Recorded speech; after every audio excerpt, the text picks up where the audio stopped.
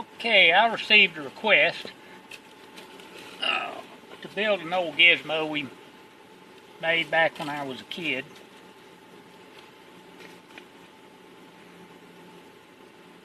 They got all these fidget spinners these days. This is a lid off a coffee can. And because I got better things to do, I'm going to make this kind of quick and dirty. I've got a hole punch on my little miracle tool here. And I'm going to poke a couple of holes in this lid.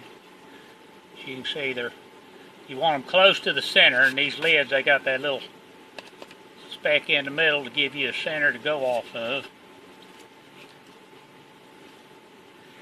And I've got a shoestring here, which ain't the best thing in the world to use because it's a little thicker than what you need. You definitely don't want to use any real thin stuff because that'll allow this thing to lay over on its side, and you don't want that to happen. But anyway, you loop the string through there like that. I'm just going to slap a square knot in here real quick. So what you got is that mess right there.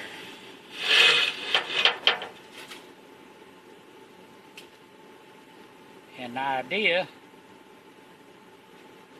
is to get that lid centered up in the middle, and then you just loop it around like this, and that will twist your string up. Now the rest of this takes a little expertise, which I ain't done in 30 years, I guess.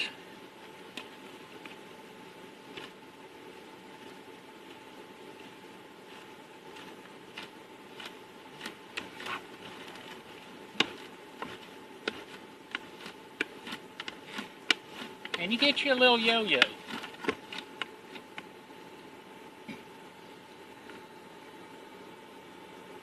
And if you got the shoelace laying around and the plastic lid, they're free. Now the thing is, when we were kids, we had to make a lot of our own stuff that we played with. And we didn't have no money. And this is one of the things we made. And now let me tell you, I'm going to beat some of you kids to it if you decide to do this. You can take a steel lid and make one of these things. And if the string breaks and it cuts your head off, you've got my sympathies. We did all that stuff when we was kids. You can also use a string and a button and make it up the same way.